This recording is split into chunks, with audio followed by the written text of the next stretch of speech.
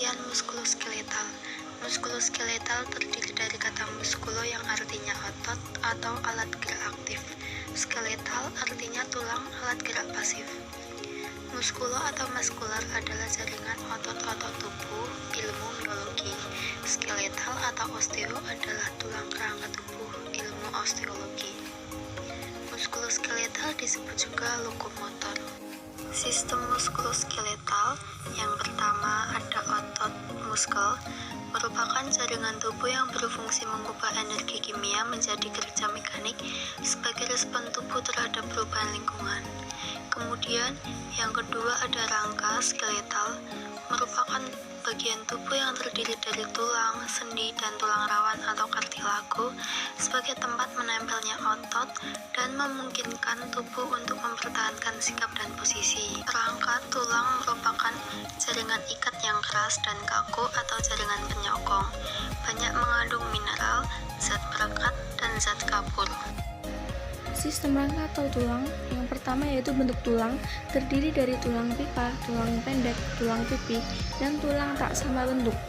Yang kedua ada jenis tulang yang terdiri dari tulang rawan dan tulang sejati. Fungsi rangka ada 5. 1. Penyangga, merupakan berdirinya tubuh, tempat melekatnya ligamen-ligamen, otot, jaringan lunak, dan organ. 2. Penyimpanan mineral seperti kalsium dan fosfat, serta lipid atau yellow marrow. 3. Produksi sel darah atau red marrow. 4. Pelindung, membentuk rongga, melindungi organ yang halus dan lunak. 5. Penggerak, dapat mengubah arah dan kekuatan otot rangka saat bergerak karena adanya persendian. Tulang disebut alat gerak pasif karena digerakkan oleh otot. Tulang dapat dibedakan menjadi 2 jenis, yaitu tulang rawan atau disebut kartilago dan tulang sejati atau osteon. Tulang tersusun atas 4 bagian. Yang pertama, osteoblas. Osteoblas merupakan sel tulang muda yang membentuk osteosit atau sel pembentuk tulang. B. Osteosit. Osteosit yaitu sel-sel tulang dewasa. Dan osteoprogenerator yaitu sel khusus. Dan yang terakhir, osteoklas merupakan sel yang berkembang dari monosit dan terdapat di sekitar permukaan tulang atau sel perusak atau penghancur tulang. Bentuk tulang. Bentuk tulang yang menyusun tubuh manusia secara umum dibedakan atas 4 kelompok, yaitu 1. Tulang panjang atau pipa yang terdapat pada humerus atau tulang lengan atas, radius, pengumpil, ulna atau tulang hasta, metakarpal atau tulang telapak tangan. Yang kedua, tulang pendek. Tulang pendek terdapat pada karpal atau tulang pergelangan tangan dan tarsal atau tulang pergelangan kaki. Yang ketiga, tulang pipi. Terdapat pada tulang rusuk, tulang dada, tulang tengkorak, dan gelang bahu. Yang keempat, tulang tidak beraturan yang terdapat pada beberapa tulang tengkorak dan ruas-ruas tulang belakang. Jenis-jenis tulang. Yang pertama, tulang rawan atau disebut kartilago. Tulang rawan bersifat elastis dan berwarna lebih terang. Tulang rawan tersusun oleh sel-sel tulang rawan atau kondrosit yang terletak di dalam lakuna. Lakuna tersebut terletak di dalam matriks tulang. Tulang rawan terdapat pada telinga luar, ruas antar tulang belakang, tulang rawan pada saluran pernafasan, dan pada ujung hidung. Yang kedua, tulang keras atau osteon. Tulang keras bersifat tidak elastis dan berwarna gelap. Tulang keras tersusun atas osteosit atau sel tulang yang telah matang dan matriks, serta dibungkus oleh periosteum. Osteosit berasal dari osteoblas atau sel tulang muda. Sel tulang. Ada 5 jenis sel tulang dalam jaringan tulang, yaitu yang pertama, sel osteogenik, merupakan sel yang memberikan tanggapan terhadap trauma seperti fraktura atau patah tulang. Sel ini memberikan perlindungan pada tulang dan membentuk sel-sel baru sebagai pengganti sel-sel yang rusak. Yang kedua, sel osteoblas sel-sel pembentuk sel tulang. Sel ini melakukan kegiatan sintesis dan sekresi mineral-mineral keseluruhan substansi dasar dan substansi daerah yang memiliki kecepatan metabolisme yang tinggi.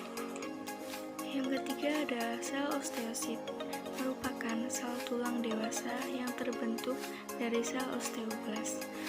Sel-sel tulang ini membentuk jaringan tulang di sekitarnya. Osteosit memelihara kesehatan tulang, menghasilkan enzim, dan mengendalikan kandungan mineral dalam tulang, juga mengontrol pelepasan kalsium dari tulang ke darah. Sel tulang besar berfungsi untuk menghancurkan jaringan tulang. Sel osteoklas berperan penting dalam pertumbuhan tulang, penyembuhan, dan pengaturan kembali bentuk tulang. Kelima atau yang terakhir, sel pelapis tulang yang dibentuk oleh osteoblas di sepanjang permukaan tulang orang dewasa.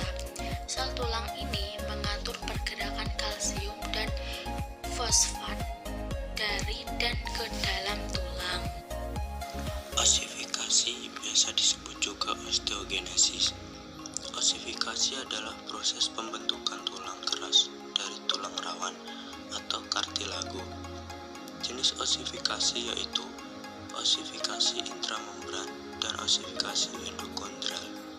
Tulang keras dapat terbentuk baik melalui proses osifikasi intramembran, osifikasi endokondral, atau kombinasi keduanya.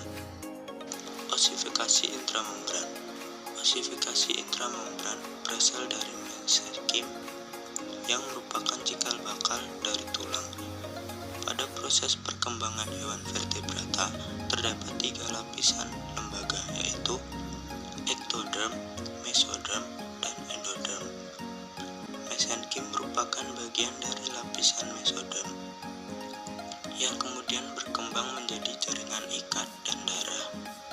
Tulang tengkorak berasal langsung dari sel-sel mesenkim melalui proses osifikasi intramembran.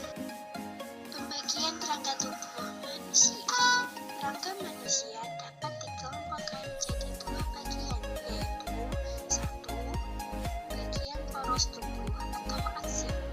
Bagian aksial terdiri atas 80 tulang pada manusia dewasa umumnya. 2. Bagian alat gerak atau apendikular. Bagian ini terdiri atas 126 tulang pada manusia dewasa umumnya. Skeleton aksial terdiri atas kelompok tulang yang menyusun poros tubuh dan memberikan dukungan dan perlindungan pada organ di kepala, leher, dan badan. Skeleton aksial terdiri dari tulang tengkorak, tulang dada, tulang rusuk, dan ruas-ruas tulang belakang. Tulang tengkorak. Tulang-tulang tengkorak merupakan tulang yang menyusun rangka kepala. Tulang tengkorak tersusun atas 80 tulang yang menyusun kepala atau kranial, dan 14 tulang yang menyusun bagian wajah atau faksial. Tulang kranial merupakan bingkai pelindung. Tulang belakang. Tulang belakang disusun oleh 33 buah tulang dengan bentuk tidak beraturan. 33 buah tulang tersebut terbagi atas 5 bagian, yaitu 1. Ruas tulang leher atau vertebrae cervical. 2. Ruas tulang punggung atau vertebrae thorax. 3. Ruas tulang pinggang atau vertebrae lumbar. 4. Ruas tulang kelengkang atau sacrum. 5. Ruas tulang ekor atau coxilla. Tulang dada. Tulang dada terletak di bagian depan tubuh dan berjumlah 1 ruas tulang. Tulang dada terdiri atas bagian hulu, badan, dan tajam pedang. Tulang ini merupakan pelekatan bagian depan dari 7 pasang tulang rusuk sejati. Tulang dada, tulang punggung, dan tulang rusuk membentuk rongga dada atau ribs cage dan berfungsi melindungi organ-organ di dalamnya serta membantu dalam pernafasan.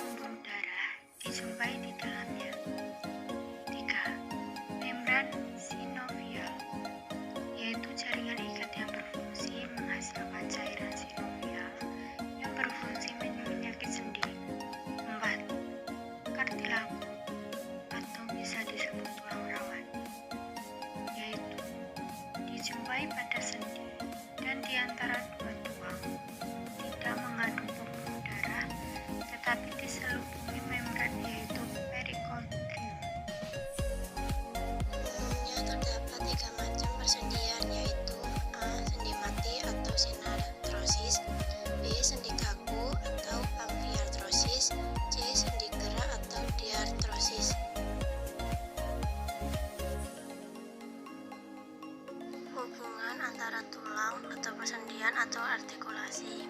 Yang pertama, sendi peluru memungkinkan terjadinya gerakan tulang ke segala arah. Contohnya hubungan antara gelang panggul dengan tulang paha.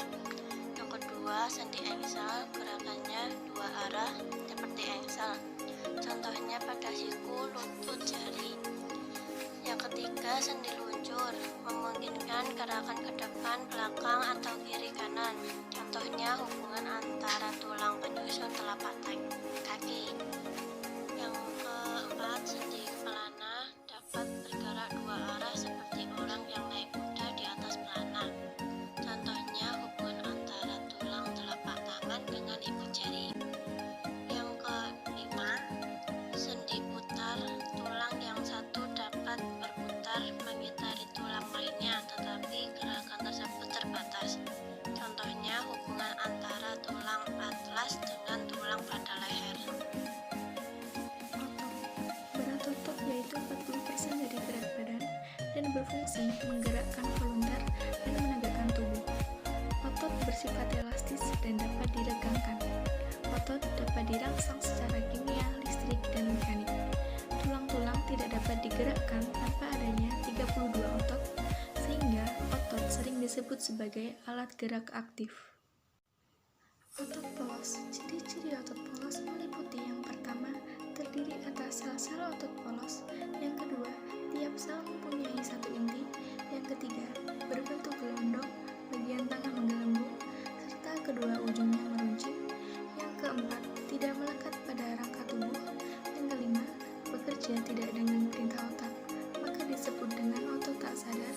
Yang keenam, terdapat pada organ bagian dalam seperti saluran pencernaan, peredaran darah, dan sistem pengeluaran. Otot lurik. Ciri-ciri otot lurik yaitu meliputi yang pertama, terdiri atas sel-sel otot lurik. Yang kedua, mempunyai banyak inti. Yang ketiga, berbentuk silindris panjang, berlapis-lapis terang dan gelap, disebut juga otot saraf bintang. Yang keempat, melekat pada rangka tubuh. Kedua, ujung otot mengecil disebut urat otot. Yang kelima, bekerja menurut kesadaran berdasarkan perintah otak, maka disebut otot sadar. Yang keenam, terdapat pada rangka. Dan yang terakhir yaitu otot jantung. Dan ciri-ciri otot jantung yang pertama, terdiri atas sel-sel otot lurik. Yang kedua, mempunyai banyak inti sel, masing-masing inti terdapat di tengah-tengah. Yang ketiga, berbentuk silindris panjang dan bercabang cabang. Yang keempat, bekerja tidak dengan perintah otak, maka disebut otot tak sadar. Yang kelima, terdapat pada organ jantung. Dan yang terakhir yaitu gerakan tidak cepat tetapi teratur.